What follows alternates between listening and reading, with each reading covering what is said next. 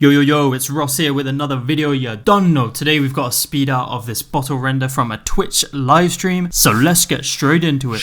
Whilst this video is playing out, I just want to mention quickly that I have started a Patreon. I know, very exciting. It's been a long time coming. I've been thinking about it for a while, but I just wanted to make sure that I was kind of in a good position and that I'd be able to create the content for you guys. So over on the Patreon, we're going to be doing exclusive Cinema 4D tutorials. Yep, you guessed it. We're going to be doing in-depth Cinema 4D and Redshift videos, kind of going deeper into my process when it comes to modeling, texturing, lighting, rendering, post-production, the whole shebang. Just some things that maybe I just don't have time for the YouTube. It's going to be on the Patreon. We're also going to be doing project breakdowns, so diving deeper into some client work, the whole workflow from start to finish, whether that's actually kind of the Cinema 4D side of things or the like organization and businessy side of things. We're also going to be doing access to previous Twitch streams, so the video you're seeing right now, you can actually watch on the Patreon in real time, the whole 3-hour live stream. You can go through it at your own pace and really kind of deep dive into this process and just pick apart the whole thing from start to finish. There's also going to be 50% off Gumroad products on the Patreon. So really it has it all over there. So I'm going to start producing more content there. I'll still do YouTube content, of course, but the deeper and more interesting side of things are going to be over on the Patreon. So feel free to go check it out. Any support would be greatly appreciated. And yeah, I would really appreciate it if you go check it out. So yeah, I'm just going to continue on with the speed art. You can see we are modeling the bottle at the moment. Just using the normal workflow from the bottle CG workflow video I made the other week. So if you haven't checked that out, go check it out and you'll understand everything that you're seeing right here. But yeah, it's pretty simple, kind of straightforward process. Like I said, the whole thing is documented in that other video, so feel free to go check it out. But you can see on the side of the screen, I've got these references up and I'm using a program called PureRef. This is basically allowing me to just have like reference images but keep them always on top of the window, just so I can really see what's going on without having to constantly flick back and forth between a mood board. And the goal for this live stream was to try recreate this photograph. I cannot for the life of me remember off the top of my head who the original photographer was, but I'm going to check after I've recorded this video and put a link in the description. But anyway, the goal was to try and recreate this in 3D, so we played with a bunch of techniques and setups and eventually got a really cool result, which you guys would have seen at the beginning of the video.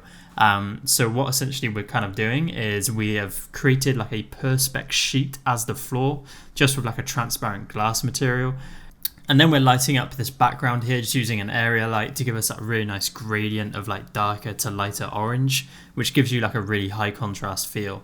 We're then taking some of the principles that we learned from the bottle CG workflow video to add some highlights to this. And we're just playing with some colors and some different tints at this point. So I thought like a blue tint would be quite cool. It just kind of like added some more contrast and broke it up from the orange background. But I think in the end, we do eventually go back to just like some white highlights on the front, just to really make that red stand out and let that be the main color.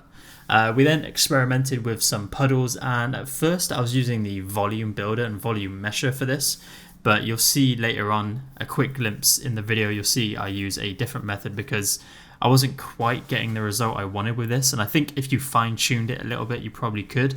But what I was trying to do here was basically take a bunch of squished cylinders and then putting them in a volume builder and volume mesher to kind of blur them into a puddle, but it was giving me some weird results. So yeah, I tried a different result and different method in the end.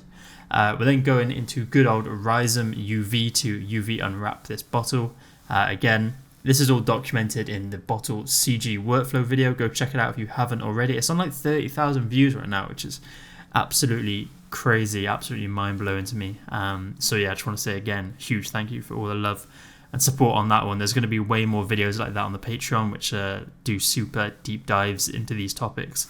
But yeah, here we're setting up the texturing, kind of adding those like bumpy ridges to the bottle, which really helps to just add some more depth and interest to the image. It kind of helps to create some more interesting refractions and reflections.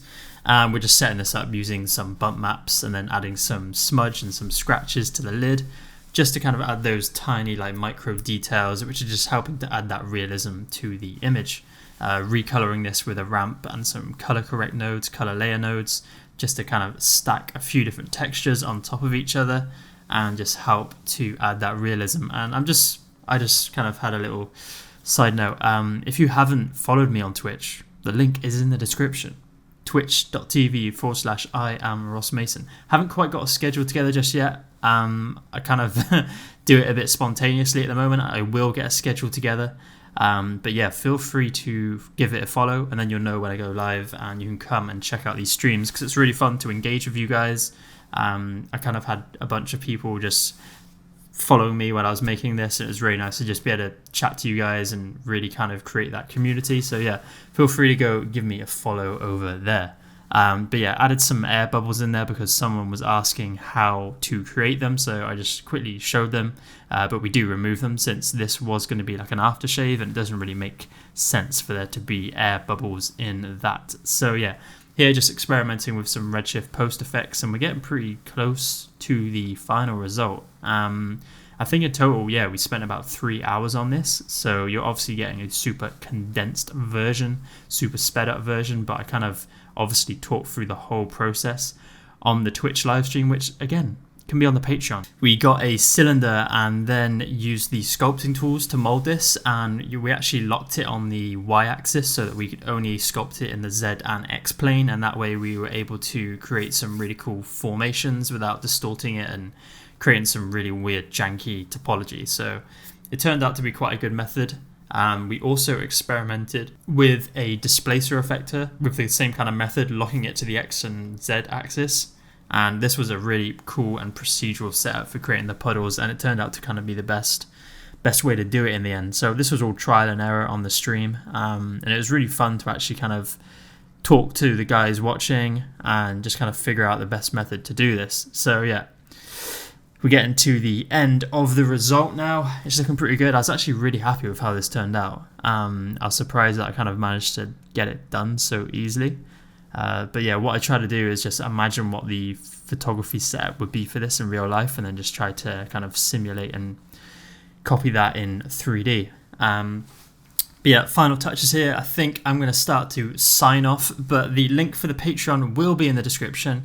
The Twitch stream is already on there. I'll be uploading it straight after I finish editing this video, so feel free to go sign up, watch the stream, check it out, and yeah, let me know if you enjoyed this. Hopefully I'll see some of you guys over there, or if not, I'll see you on the Twitch streams and the future YouTube videos. Okay, thanks for watching guys, and I'll catch you in the next one.